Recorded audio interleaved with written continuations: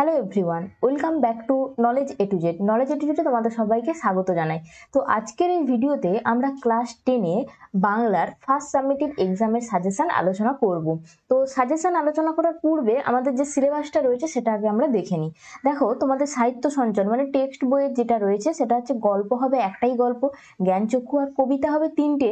সেটা হচ্ছে অসুখী একজন আয়ারও বেঁধে বেঁধে থাকি আফ্রিকা। প্রবন্ধ হবে তোমাদের হারিয়ে যাওয়া কালি কলম। আর তোমাদের রয়েছে সহায়ক পাঠ। সহায়ক পাঠে যেটা রয়েছে সেটা হচ্ছে কনির কিছুটা অংশ তোমাদের ফার্স্ট সাবমিটিভ এক্সামে হবে। তো আজকের এই ভিডিওতে আমি সাজেশন আলোচনা করার পূর্বে তোমাদেরকে আমি যেটা বলবো সেটা হচ্ছে তোমাদের কিন্তু এই ফার্স্ট সাবমিটিভ এক্সামের প্রশ্নপত্র কিন্তু স্কুলের স্যারেরাই করবেন, ঠিক আছে? তাই বিভিন্ন রকম স্কুলে কিন্তু বিভিন্ন রকম প্রশ্ন হবে, ঠিক আছে? এটা দেখে আমি তোমাকে কখনোই বলবো না যে এখান থেকেই তোমরা 100% কমন পাবে, কারণ কোনো স্কুল হয়তো সাজেশন দিয়ে দিয়েছে। যদি তোমাদের স্কুলে কোনো সাজেশন দিয়ে থাকেন কোনো টিচাররা, তাহলে কিন্তু অবশ্যই তোমরা সেই সাজেশনটা প্র্যাকটিস করবে।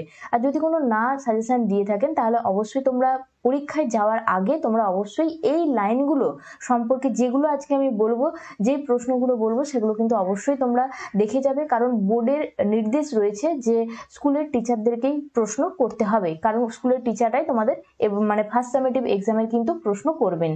তো তাহলে প্রথম চলে আসি আমরা যে গল্পটা রয়েছে জ্ঞানচক্ষু, সেটা আগে আমরা দেখে নিই।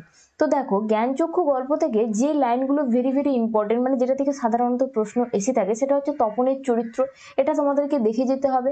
আর একটা দেখে যেতে হবে যে এখানে যেমন লিখেছে যে নতুন মেশুকে দেখে জ্ঞানচক্ষু খুলে গেল তপনের, কিন্তু এই লাইনটা আবার ঘুরিয়েও দিতে পারে যে জ্ঞানচক্ষু খুলে গেল তপনের।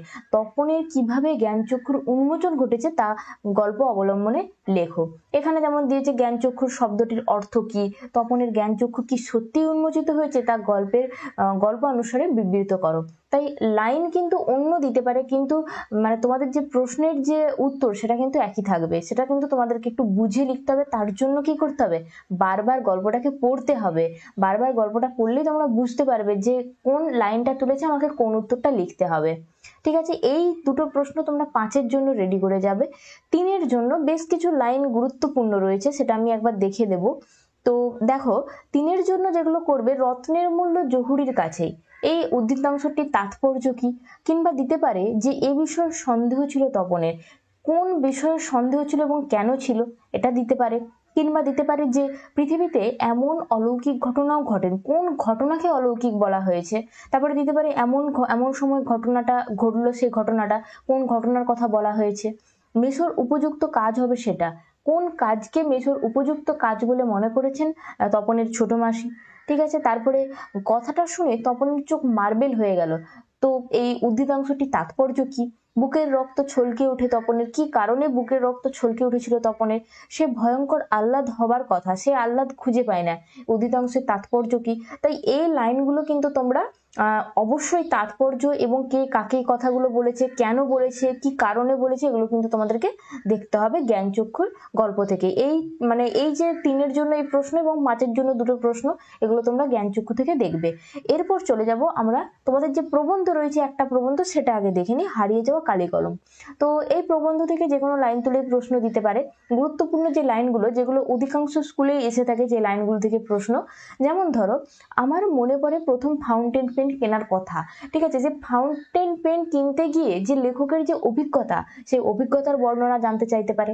আবার ধরো দিল জন্ম নিল ফাউন্টেন পেন, তার মানে ফাউন্টেন পেনের জন্মের যে ইতিহাস সেটা বর্ণনা করো, এটা দিতে পারে। আবার এটাকেও দেখো ঘুরিয়ে দিতে পারে, পণ্ডিতেরা বলেন কলমের দুনিয়ায় যা সত্যিকারের বিপ্লব ঘটায় তা ফাউন্টেন পেন। ফাউন্টেন পেনকে বাংলায় কি বলে? এই কলম আবিষ্কারের ইতিবৃত্তি বর্ণনা করো, এভাবেও ঘুরিয়ে দিতে পারে। কিংবা হয়তো দিতে পারে যে কলমকে বলা হয় তলোয়ারের চেয়েও শক্তিধর, ঠিক আছে? এইটা দিতে পারে। আবার অন্যভাবে দিতে পারে যে আমরাও কালিও তৈরি করতাম নিজেরাই। লেখকরা কিভাবে নিজেদের মানে তাদের কালি তৈরি করতে, যে কালি তৈরির প্রস্তুতি, সেটা দিতে পারে। মুঘল দরবারে একদিন তাদের কত না খাতির, ঠিক আছে? মানে কি খাতিরের কথা, কিসের জন্য বা কি কারণে খাতির, সেটা দিতে পারে। বলতে গেলে তাই নিয়ে আমাদের প্রথম লেখালেখি, মানে সেই হোম টাস্কের খাতা, মানে কিভাবে তারা লেখালেখি শুরু করেছিল, এই প্রসেসটা, সেটাও জানতে পারে। তাহলে তোমরা হারিয়ে যাওয়া কালি কলম থেকে অবশ্যই এই জায়গাগুলো কিন্তু ভালো করে তোমরা দেখে যাবে। নেক্সট যেটা যাব সেটা হচ্ছে অসুখী একজন। দেখো এই কবিতা থেকে তোমরা একটাই 5-এর জন্য প্রশ্ন রেডি করবে, সেটা হচ্ছে যুদ্ধের পরিণতি এবং যুদ্ধ কিভাবে এসেছিল। এই অংশটা কিন্তু তোমাদেরকে খুব ভালো করে দেখতে হবে, এই প্রশ্নটা কিন্তু আসে। তারপর যুদ্ধ এলো, তারপর বলতে কখন এবং যুদ্ধের পরিণতি কি হয়েছিল। আবার এটাকেই দেখো, আচ্ছা এটাকেই একটা ঘুরিয়ে দিতে পারে যে যেখানে ছিল শহর সেখানে ছড়িয়ে রইল কাঠকয়লা। অসুখী একজন কবিতা অবলম্বনে শহরের এই পরিণতি কিভাবে হলো তা লেখো। প্রশ্নের উত্তর কিন্তু একই, কিন্তু লাইন চেঞ্জ করে দিয়েছে, তাই লাইনগুলো খুব ভালো করে দেখতে হবে। অথবা দিয়ে আবার এটা দিতে পারে যে সব চূর্ণ হয়ে গেল জ্বলে গেল আগুনে। কোন কবিতার অংশ, এই পরিণতির কারণে কি এবং কবিতা অবলম্বনে তা আলোচনা করো। কিংবা দিতে পারে যে এরপর যুদ্ধের পরিণতি কি হয়েছিল, সবকিছু কেন চূর্ণ হয়ে গিয়েছিল। লাইন কিন্তু অন্য দিবে, কিন্তু প্রশ্নের কিন্তু উত্তর কিন্তু একই থাকবে, তাই এই জায়গাটা খুব ভালো করে দেখবে। এই গেল অসুখী একজন থেকে 5-এর প্রশ্ন। এরপর দেখবো 3-এর জন্য তোমাদেরকে যে লাইনগুলো করতে হবে। 3-এর জন্য বেশ কিছু লাইন দেখতে হবে। যেমন ধরো দেখতে হবে সেই মেয়েটির মৃত্যু হলো না, কোন মেয়েটির কথা বলা হয়েছিল এবং কেন তার মৃত্যু হলো না। আবার এটাকেই হয়তো ঘুরিয়ে দিতে পারে যে সেই মেয়েটি আমার অপেক্ষায়, লেখকের অপেক্ষায় কোন মেয়েটি রয়েছেন এবং কেন রয়েছেন, এটা দিতে পারে। বা উদ্দীতাংশটি তাৎপর্য লেখো, এটাও দিতে পারে। সব চূর্ণ হয়ে গেল জ্বলে গেল আগুনে, দেখো এটা একটা ইম্পর্টেন্ট প্রশ্ন। এই লাইনটা তুলে কিন্তু অনেক প্রশ্ন হতে পারে। যেমন ধরে দিল সব চূর্ণ হয়ে গেল জ্বলে গেল আগুনে, কি কি চূর্ণ হয়ে গিয়েছিল, 3 নাম্বার দিতে পারে।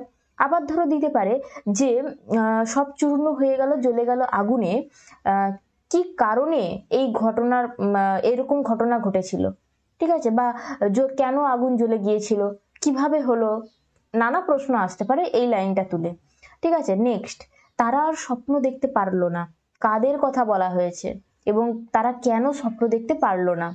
সেখানে ছড়িয়ে রইল কাঠকয়লা, মানে কোনখানে কাঠকয়লা ছড়িয়েছিল এবং কেন ছড়িয়েছিল, ঠিক আছে। আমি তাকে ছেড়ে দিলাম, তারপরে ধরো দিতে পারে সে জানতো না আমি আর কখনো ফিরে আসবো না, ঠিক আছে। এই লাইনগুলো কিন্তু তোমাদের অসুখী একজন কবিতা থেকে খুব ভালো করে দেখতে হবে। নেক্সট যেটা দেখবো সেটা হচ্ছে আয়ারও বেঁধে বেঁধে থাকি। দেখো এই কবিতা থেকে তোমরা 5-এর জন্য একটাই প্রশ্ন দেখবে, এর বিষয়বস্তু। এর বিষয়বস্তুটা তোমরা খুব ভালো করে তৈরি করে নেবে। এখান থেকে হয়তো প্রশ্ন দিতে পারে, যদি প্রশ্ন আসে এইভাবে দিতে পারে যে আয়ারও বেঁধে বেঁধে থাকি কবি কাদের বেঁধে বেঁধে থাকতে বলেছেন এবং বেঁধে বেঁধে থাকা বলতে কবি কি বুঝিয়েছেন এবং বেঁধে বেঁধে থাকার প্রয়োজনীয়তা অনুভব করেছেন কেন। এটা কিন্তু এভাবে দিতে পারে। নেক্সট দেখবো এখান থেকে তোমাদের 3 মানের যে প্রশ্নগুলো দেখতে হবে। আইয়ারও বেঁধে বেঁধে থাকি কবি কাদের উদ্দেশ্যে কি আহ্বান জানিয়েছেন, এটা একটা দিতে পারে। নয়তো দিতে পারে যে আমাদের ইতিহাস নেই, কাদের ইতিহাস নেই বা কেন ইতিহাস নেই, ঠিক আছে। যে কোনো প্রশ্ন দিতে পারে। আমাদের পথ নেই কোনো, এই মুহূর্তে মরে যাব নাকি, আমরা ভিখারি 12 মাস, তবু তো কজন আছি বাকি। এখানে কাদের কথা বলা হয়েছে। যখন তোমরা এই লাইনগুলো পড়বে না, লাইনগুলো সম্পর্কে কিন্তু ভালো করে পড়বে। লাইনগুলো আমি এ কারণেই দিয়েছি কারণ প্রশ্ন যে কোনো ভাবে আসতে পারে। লাইনগুলো দেখে গেলে তোমরা যে প্রশ্নই আসুক না কেন কিন্তু লিখে দিয়ে আসতে পারবে। নেক্সট যাব আফ্রিকা। দেখো আফ্রিকা থেকে তোমরা যেটা দেখবে সেটা হচ্ছে চিরচিহ্ন দিয়ে গেল তোমার অপমানিত ইতিহাসে। মারাত্মক গুরুত্বপূর্ণ একটি লাইন আফ্রিকা কবিতার, ঠিক আছে। যে তোমার বলতে কার কথা বলা হয়েছে, তার অপমানিত ইতিহাসের সংক্ষিপ্ত পরিচয় দাও। এলো মানুষ ধরার দল, কোথায় এলো এবং মানুষ ধরার দল এসে কি করেছিল। এই দুটো প্রশ্ন তোমরা 5-এর জন্য তৈরি করবে, কিন্তু এই প্রশ্নগুলো আবার একইভাবে 3-এর জন্য গুরুত্বপূর্ণ। 3-এর জন্য দেখো হাই ছায়াবৃতা, এটা তো দেখবেই, অবশ্যই গুরুত্বপূর্ণ। ছিনিয়ে নিয়ে গেল তোমাকে, কে কাকে কিভাবে ছিনিয়ে নিয়ে গিয়েছিল। এসো যুগান্তরের কবি কাকে বলা হয়েছে এবং তাকে কেন আহ্বান জানানো হয়েছে।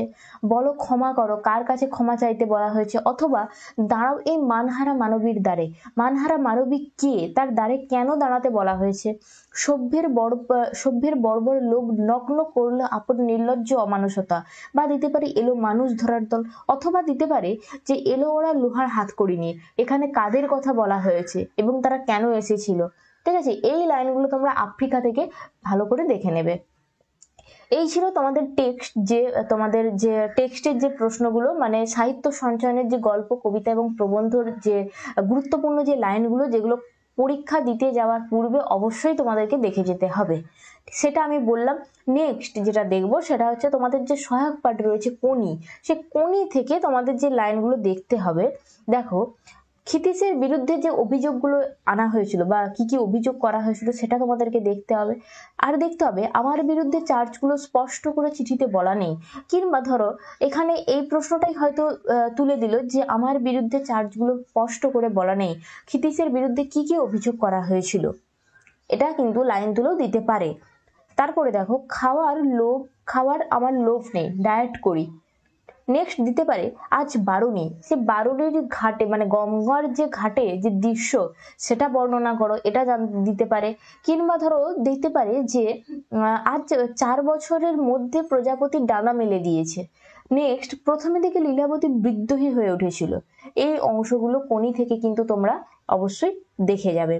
তো এটাই ছিল তোমাদের ফার্স্ট সামেটিভ এক্সামের যে সাজেশন, সেই গুরুত্বপূর্ণ লাইনগুলো আমি তোমাদেরকে বলে দিলাম, তোমরা কিন্তু অবশ্যই দেখে যাবে।